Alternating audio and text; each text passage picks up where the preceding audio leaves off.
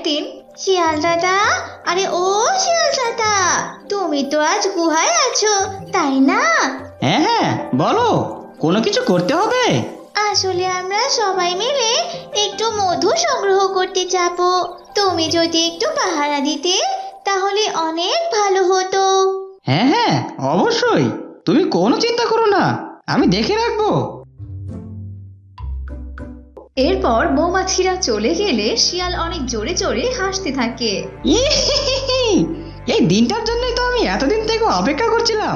আজ মজা করে আমি মধুগুলো খেয়ে নিব।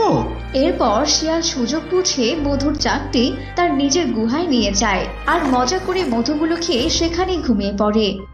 এভাবে কিছুক্ষণ কেটে যায়। শিয়ালের ঘুম ভেঙে যায় মৌমাছিদের চিৎকার চেঁচামেচিতে। আমার চাক, আমার চাক কোথায় গেল? আমার এত বড় সর্বনাশ কে করলো? কে চুরি করলো এইভাবে? শিয়াল দাদা, ও শিয়াল দাদা।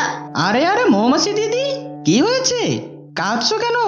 আরে এ কি, তোমার চাক কোথায়? আমি একটু ক্লান্ত থাকায় ঘুমিয়ে পড়েছিলাম। দেখো না শিয়াল দাদা, আমার তিলে তিলে করা কষ্টের ফল কে যেন চুরি করে নিয়ে গেছে।